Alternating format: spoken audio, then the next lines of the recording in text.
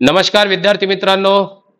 आज आपण या आधी 2 लेक्चरमध्ये मी ज्या इडियम्स आणि फ्रेजेस घेतल्या होत्या, जे वन वर्ड सबस्टिट्यूशन घेतलं होतं, ज्या फ्रेजल व्हर्ब्स घेतल्या होत्या, त्याचा काल एक व्हिडिओ मी तुम्हाला म्हणजे याच्या आधी एक व्हिडिओ अपलोड केलेला ना, उरलेला अनालिसिसचा व्हिडिओ आज मी अपलोड करणार आहे आणि उद्या त्याचे PYQ तुम्हाला आपल्या टेलिग्राम चॅनलवरती सॉल्व्ह करायला मिळतील. तर चला सुरुवात करूया की आपण ज्या याआधी इडियम्स आणि फ्रेजेस किंवा वन वर्ड सबस्टिट्यूशन किंवा फ्रेजल वर्ड्स डिस्कस केलेल्या आहेत त्या प्रिव्हियस इयर्स मध्ये कशा विचारलेल्या आहेत आणि ते प्रश्न कसे होते आणि त्याला कसं सॉल्व्ह करायचं. चला वळूया आपल्या प्रश्नाकडे. इथं पहिला जो प्रश्न आहे तो राज्यसभा 2020 चा प्रश्न आहे. प्रश्न काय आहे की choose the correct meaning of the underline idiom in the sentence. बर, मग अंडरलाइन इडियम काय आहे? तर इडियम आहे डबल डिलिंग्स.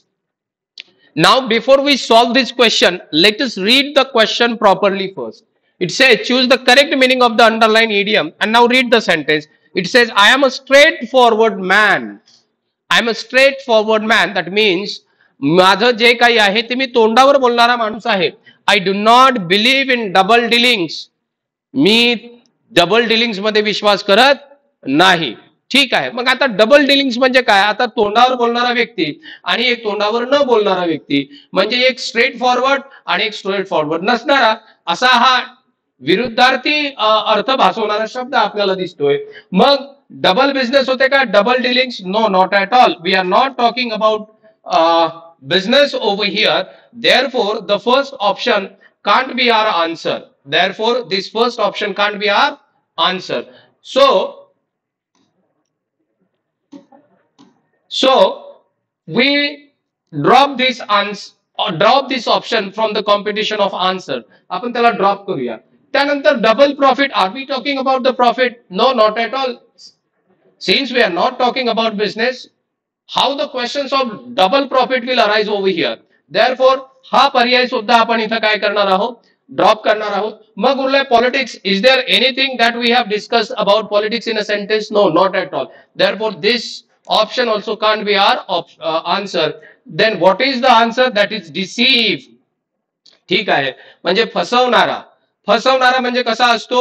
फोकस फोकस करणारा. मग बनवाबनवी म्हणजे बोलायचं काहीतरी एक आणि असायचं काहीतरी एक. अशा प्रकारचा जो व्यक्ती असतो किंवा अशा प्रकारचा जे स्वभाव असतो त्याला म्हणतात डबल डिलिंग्स. काय म्हणतात त्याला? Double Dilling's. म्हणजे सांगायचं एक आणि करायचं भलतंच दुसरं, म्हणजेच double Dilling's. Therefore, the answer is option number 2. Now, let us move to the next question. The next question is, आपला जो नेक्स्ट क्वेश्चन असणार आहे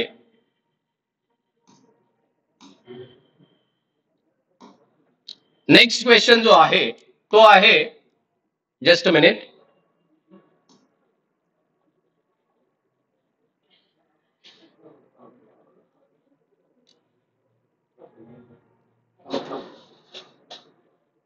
identify the correct meaning of the underlined phrase in the sentence.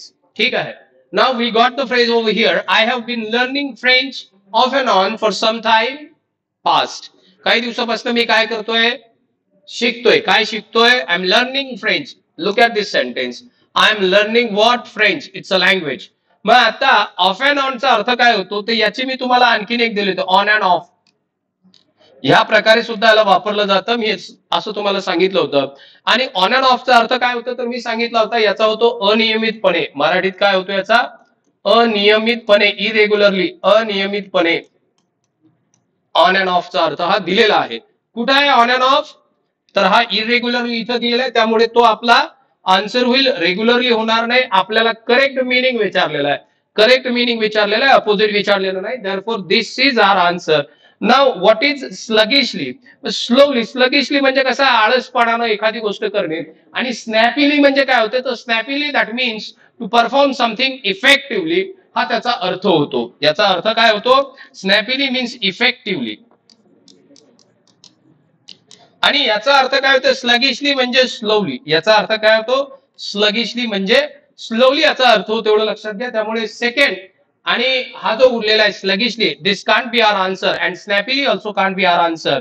What can be our answer? Our answer would be option number 3, that is irregularly. Now let us move to the next one. Now before we move on the next question, look at this slide, and if it is possible, just take a screenshot of it, because I have given a meaning of sluggish and snappily over here. Now let us try to understand this question. It is gentlemanliness is at a discount these days, अशा प्रकारची एक phrase दिलेली आहे. At a discount, राज्यसेवा 2020 चा हा प्रश्न आहे. आता जंटलमॅनलीनेस इज ऍट अ डिस्काउंट म्हणजे काय? ऍट डिक्लाइन असा एक अर्थ होतो ऍट अ डिस्काउंटचा. आणि तो कुठे दिलेला आहे? तर we can see this meaning is given in option number 3 and option number C. It is given in option number C, and it is given option number C in option number 4. Therefore option number 4 is the answer of this question. Remember, बाकी होणार नाही. Easily available, neglected, chip वगैरे हे त्याचे अर्थ जे आहेत ते होणार नाही, तेवढं लक्षात घ्यायचं आहे. त्यानंतर जो नेक्स्ट प्रश्न आहे, which of the following is the correct meaning of the phrase. मग फ्रेज काय आहे? टू कॉल अ स्पेड. ऍक्च्युअली फ्रेज अशी आहे, टू कॉल अ स्पेड अशा प्रकारची ती फ्रेज आहे, आणि त्याचा अर्थ होते to speak frankly. Again to speak frankly लक्षात घ्यायचं, महत्वाचं आहे. मग टू स्पीक फ्रँक ट्रूली होणार आहे का? No, we are not talking about truth and lie, therefore this can't be. Fluently? No. Then here silently? No. I have already told you, and we have discussed all these idioms in the previous lectures in details. Therefore, I won't talk in that detail in this lecture. I hope you understood. Now let us move to the next one. Now, if we see the next question, that next question says one who lives for pleasure. A person who lives for pleasure म्हणजे ज्याला फक्त काय पाहिजे? आनंद पाहिजे, उत्साह, आनंद पाहिजे, समाधान पाहिजे, बाकी काहीच नाही. आनंदाच्या शोधात असणारा माणूस, त्याला काय म्हणतो आपण? तर त्याला हेडोनिस्ट नावाचा शब्द आहे. काय आहे? हेडोनिस्ट. बघा, हा डिस्कस केलेला आहे आपण, हेडोनिस्ट. दॅट मीन्स, मग आता फॅनेटिक म्हणजे काय? तर फॅनेटिकचा अर्थ होतो धर्मवेडा, किंवा मग असा व्यक्ती ज्याचे विचार एखाद्या गोष्टीसाठी एक्स्ट्रीम असतात, असा व्यक्ती म्हणजे फॅनेटिक असतो, एवढं लक्षात घ्यायचं आहे. मग त्याच्यानंतर एक दिलेला आहे हॅपी गो लकी. याला सुद्धा डिस्कस केलेला आहे. मी सांगितलं होतं की एकदम मस्त कलंदर जो माणूस असतो, तो मस्त कलंदर माणूस म्हणजे हॅपी गो लकी. आणि मिसगायनिसचा अर्थ मी सांगितलेला आहे. We have discuss this word many times in our previous lectures. Misogynist म्हणजे असा व्यक्ती जो स्त्रियांचा द्वेष करतो, राग करतो. Person who hates women or feminine gender is called misogynist. मग मिसोगायनिस सुद्धा आपलं इथं काय होणार नाही? आन्सर ऑप्शन होणार नाही. हा सी दिलेला आहे. कुठे आहे हा सी? तर हा सी दिलेला आहे पर्याय क्रमांक 2 मध्ये. And therefore option number 2 is the answer for this question. Now let us move to the next question. The next question is, हा एक स्क्रीनशॉट आहे त्याचा, काढता आला तर काढून घ्या त्याच्या अर्थाचा. हेडोनिस्ट, हॅपी गो लकी आणि फॅनेटिक. आय होप तुम्ही काढून घेतलाय याला पॉज करून.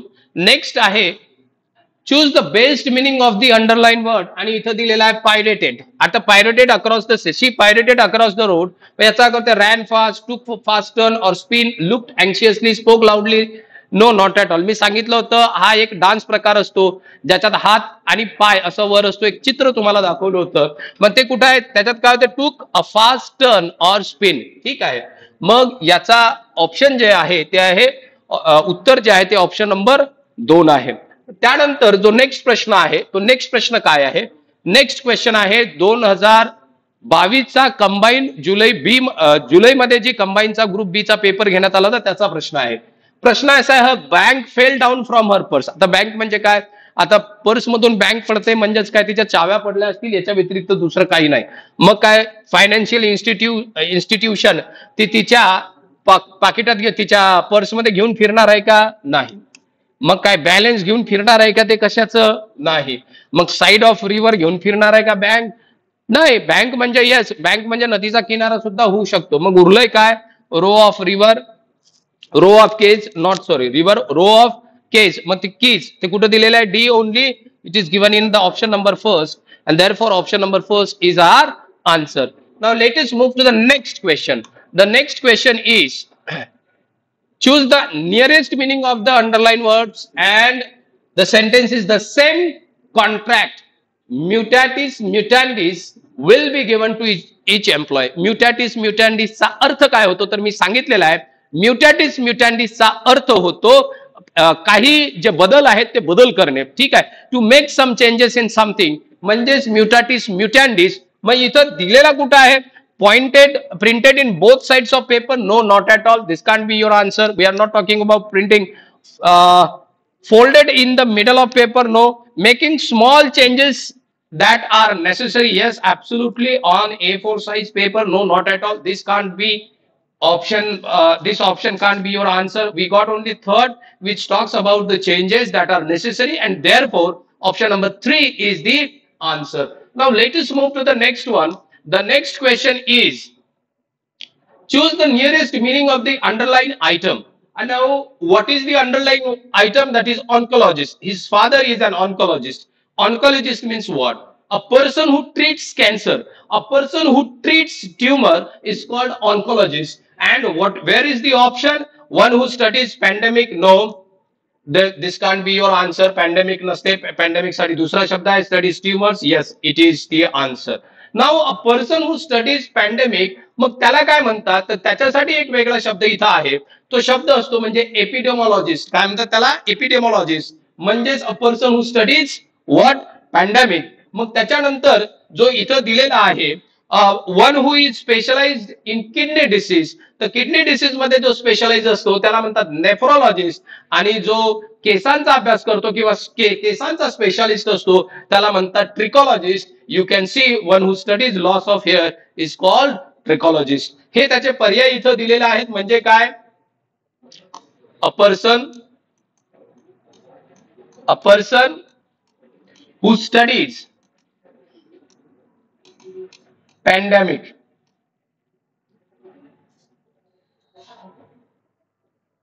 A person who studies pandemic. Pandemic study करणारा.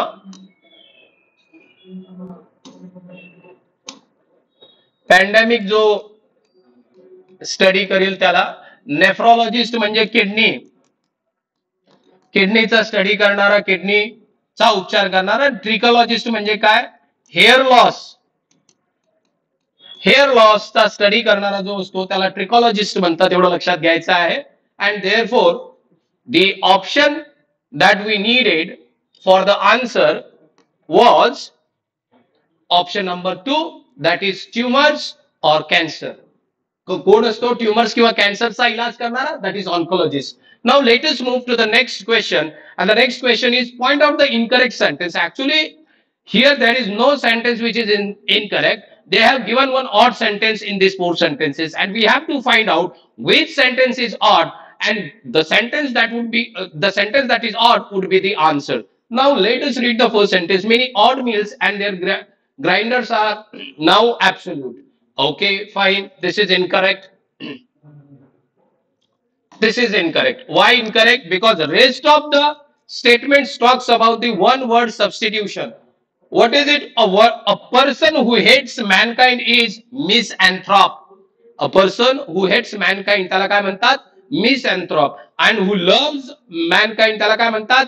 philanthropist. एवढं लक्षात घ्यायचं आहे. मग a thing or action that cannot be believed त्याला म्हणतात a thing which cannot be believed or action which cannot be believed त्याला इनक्रेडिबल गोष्ट म्हणतात. म्हणजे हा सुद्धा एक वन वर्ड सबस्टिट्यूशन आहे. आणि आता अ पर्सन हु बिलीव्स इन फेट त्याला फॅटलिस्ट म्हणतात. एवढं लक्षात घ्यायचं आहे. ज्याचा फेट मध्ये विश्वास असतो तो फॅटलिस्ट असतो. हे तिन्ही वन वर्ड सबस्टिट्यूशनचे सेंटेन्सेस आहेत. हे नाही, त्यामुळेच हे आपलं उत्तर आहे. एवढं लक्षात घ्यायचं आहे. Now let us move to the next question, and the next question says, which of the following word or words best explain or explains the phrase medicine given to counteract poison or disease?